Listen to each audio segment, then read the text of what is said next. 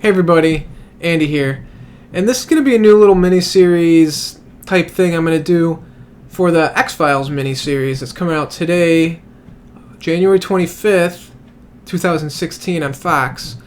At the same time, I'm going to be going back, and I'm going to be talking about like the main points and episodes of the old X-Files, or the original X-Files series that aired on Fox in the 90s. Because I love that show so much. Well, that's why I'm so excited for the show tonight. And I'm not going to do episode by episode. I'm going to be doing like the alien arc, and I'll be pointing out like other episodes that have maybe some recurring characters and other important parts that, you know, they're not in the main arc, but they may have some important character development or something like that.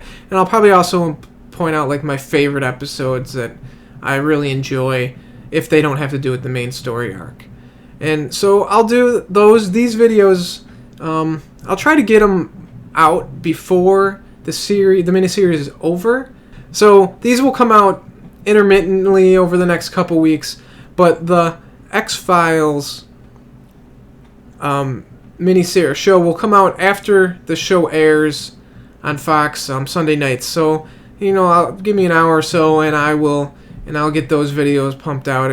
Not when I think it airs at 8 o'clock Central, so they'll probably be out at like 10 o'clock Central Time, Sunday nights. So that's what I'm gonna do. This is gonna be the same as some of you might know my not old, but a couple months ago I was doing Ash vs. Evil Dead, which aired on Starz, which I was also super excited about because I loved those movies while I was growing up. So this is a really cool time right now for me, with the Ash vs. Evil Dead, now X-Files coming back, and that's pretty cool. But I called them quick and unemotional because they were just quick recaps of each episode. I just wanted to get, the information out there real quick, and so it's nothing spectacular. It's just this crappy webcam and me talking. Usually episodes aren't more than 5 minutes. That'll be what I do for each of, I think there's 6 of the miniseries X-Files episodes. These ones might be a little longer because I'm probably going to go by season. So depending on how many stories are in the story arc and how many episodes have like important story points in them. So it could be like 10 episodes, it could be 3. I haven't looked at everything yet. I've just looked at season 1 so far. So today will be like a recap of season 1. And that's what I'll be doing right now. So, without any further ado, let's jump in. Episode 1 is called, very originally, Pilot. I always hated when shows did that, but what are you going to do? In this episode, you obviously get introduced to Mulder and Scully, which are the 2 main characters of this whole series, and pretty much why everyone likes this series for what it is, besides all the aliens and weird and creepy things, is that Gillian Anderson and David Duchovny are great actors, and at this time they were unknown. No one knew who they were. They were relatively new, or they were in very small roles. So it's always good to see a good show with unknown actors who are good at what they're doing, or at least they get across what they're they seem real, is what I'm trying to say. And they did that very well from the beginning, which was what I think kept drawing people back, besides of the monsters and all that sort of weird, different stuff. In this episode, though, alien abductions or weird disappearances that have been happening in this town in Oregon. And so Mulder and Scully go there, and this and that and everything happens. I don't want to, talk too much because this video takes forever, but they find like metal up the nose, which is a very important part to the story as it progresses. It's some kind of tracking device or something. You don't know what it is, but these people have this metal up their nose, which ends up being a big part, like I said. When you get story development between Fox Mulder and Dana Scully.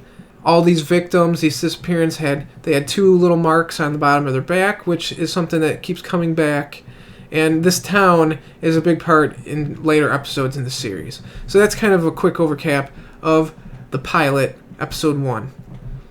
Now, episode 2 is called Deep Throat, which is a character, a recurring character. It's a very big part of season 1. He feeds Mulder information, gives him tips, where to look, what to do, blah, blah, blah. You don't really ever know if he is giving him false information, trying to get Mulder caught, giving him fake information. He just comes in and says something and he kind of just leaves. He seems like this mysterious man that knows everything.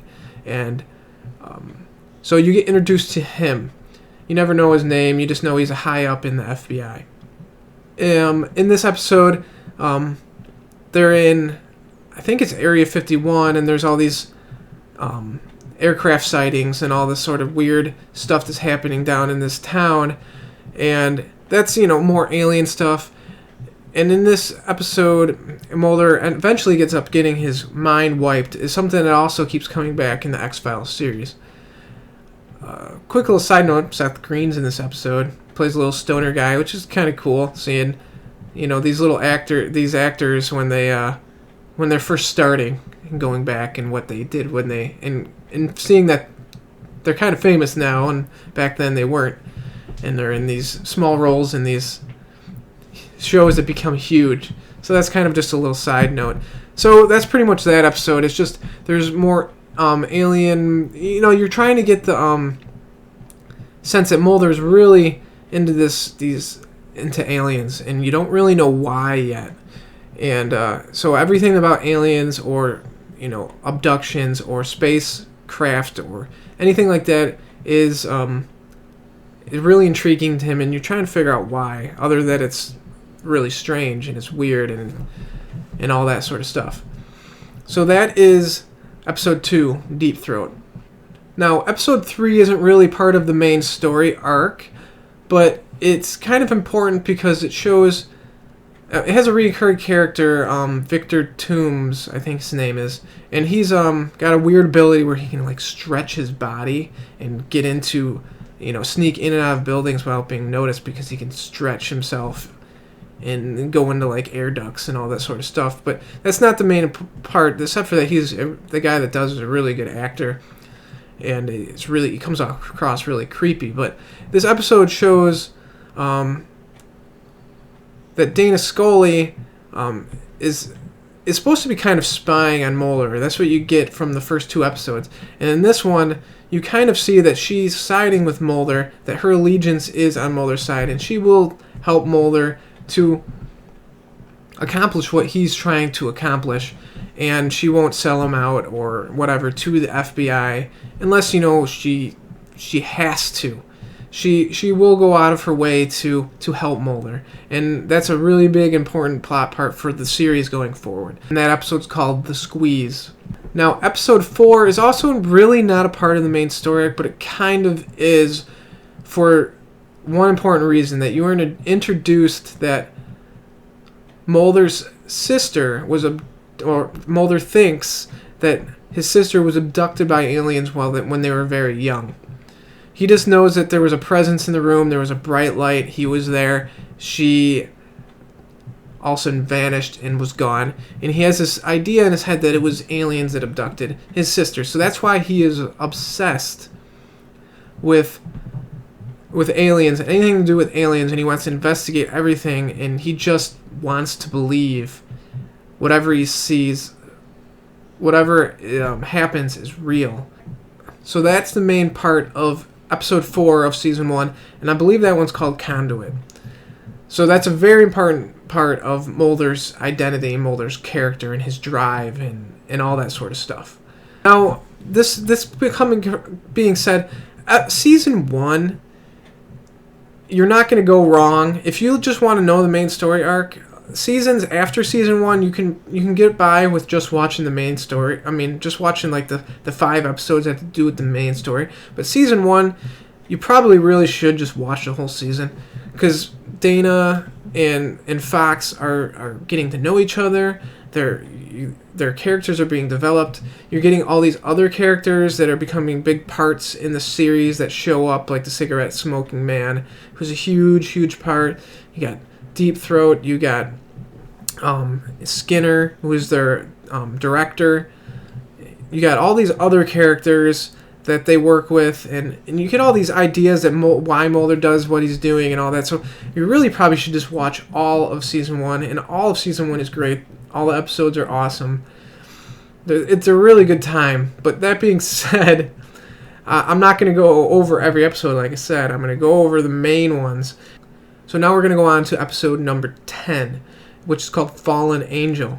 We get introduced to a character called Max Fennick, who's a UFO enthusiast, I guess you say. He believes he was abducted. No one believes him. He's always searching for UFO stuff like that. And you get introduced to him, and you also find out that he has metal up his nose, up in his cerebellum, I think that's where they find it. And all these abductions, that there's this piece of metal up there, and they don't know what it's for. So that's why Fallen Angel episode 10 is relevant, and that's also a very, very, very good episode. It's one of my favorites, actually, and probably the whole series. But that's another one that you can skip. It's not part of the main story alien arc. Now, episode 11 is called Eve, which also isn't part of the main arc, but it introduces the notion of cloning and genetic manipulation, which becomes a big part in the series going forward. Like I said earlier, every episode in this really is pretty important, but these are the ones that are really important for the show going forward. They just don't have to do with aliens with the main story arc, but they have to do with a lot of other elements, like the genetic manipulation in episode 11 is a huge part. Now, episode 13 is probably also one of my favorite episodes of the entire series. It's called Beyond the Sea. And this one's more, rotates around Dana, and that's really the first episode that does that. In this episode, you meet Dana's parents, but very quickly you find out that Dana's father just died. And now she's getting visions of her father telling her things. Then the episode goes along, and there's this man on death row who thinks he can see things, and he's trying to help. He says he can help in an abduction case. These people are missing, and he's saying that he can see them, and he knows where they're at, and he can help. And Mulder actually doesn't believe him at all, which is the first time you really see that in this series. And Dana is the one that believes. What this guy is saying, it's coming across to him. He's saying things that her father used to say to her and stuff like that. So she's really weirded out, and she doesn't know what to make of this. So this story you see a switch between the two characters of Fox and Dana. And it's just a really good overall episode. You see a lot more character development between Mulder and Scully, and it's just an overall great episode, and you shouldn't skip it. Now, episode 17, EBE, which is, I think, Extraterrestrial Biological Entity. I think that's what it stands for. And this is part of the story arc. And this is also the first time you see the lone gunmen, which are three smart, computer-savvy, which in the early 90s was, there was computer-savvy people, but it wasn't really a huge... we didn't really think about it back then. Internet was just really starting to come along, and these characters were pretty intriguing to people with all this technology and all this stuff that they knew and they did. So they help Mulder a lot. They know a lot about government surveillance, and they always think they're being watched, and they're very careful, and they're always into conspiracy theories. So they're a fun, refreshing new take on the X-Files, and they're great. Now in this one, Mulder and Scully Mulder believes that there are aliens being smuggled across the United States in this truck. And Mulder and Scully track it down, they find it. And when they find it it's empty. But right before they found it, right before they open the truck, there's a bright flash of light, things move, and all of a sudden, I mean, like the truck's in one spot and then all of a sudden it's in another, and they are meant to believe that it's like another alien abduction. There's another time lapse. I'm sorry, I meant to say that in earlier episodes. There's time lapses a lot when there's alien abductions. Like there's a loss of time, and this is simulated to be the same, but they find out that it's not. It was a giant hoax to trick Mulder for whatever reason, which is another giant recurring thing that happens in X-Files. You can tell there's these giant... Somebody's going to huge lengths to either confuse or trick Mulder into thinking certain things or have to do with aliens when they don't. And I think it's just to... You're supposed to believe that doing this because they wanted him to look this way instead of look that way, you know what I'm saying? Look at this hoax over here and not look at the real things that are going on over there. So that's what this episode is. That is EBE. Now, episode 21 is not part of the arc again, but it's also a good part of the story. You get reintroduced to Victor Toombs, who, when they caught him in episode 3, I think, he's the guy that could stretch and sneak in and out of buildings and stuff. He's been in an asylum the whole time, and these people decide to let him go because they don't think he's a threat to society anymore. They don't believe he's actually the one that did it or whatever. So he gets let out. But the reason why this episode is mostly important is because we get introduced to Skinner, who is it the executive director? I might be getting his title wrong, but he's pretty much the who Mulder and Scully answer to. He's like their boss, and he's a huge part in the series from this point on. He's in the rest of the series, and he's a very big role, and he goes from being like somebody who's a hard head who really wants to, you can't tell if he's on their side or not, and sometimes he seems like he is, sometimes he seems like he isn't. So you really don't know what to think of Skinner starting right now. Episode 21, Toombs, that's why that episode is important. Now, the season finale, episode 24 of X-Files Season 1 is, of course, a very important one, and of course it's a cliffhanger. Mulder comes across a storage facility that has like huge fish tank type things, and there's 9 of them, and there's humans suspended in this liquid with things attached to them, and 5 of them, I can't remember the exact number, and then there's a certain amount, 4 or 5 that are empty. Now you find out that these people that are in these are injected with this alien bacteria. You think it's alien, or it's genetically modified, or something like that. It has a DNA sequence that doesn't exist on Earth.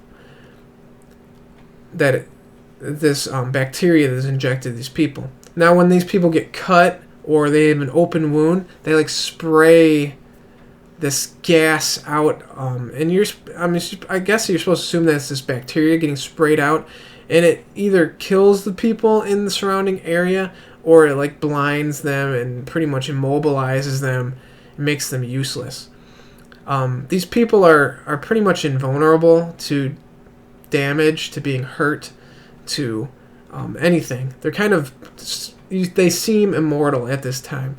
And there's really only one that you see in this episode, and he's kind of following Mulder around and pretty much harassing him and trying to kill him and all this sort of stuff. But at the end of this episode, Mulder's informant, Deep Throat, dies. He dies when he's trying to...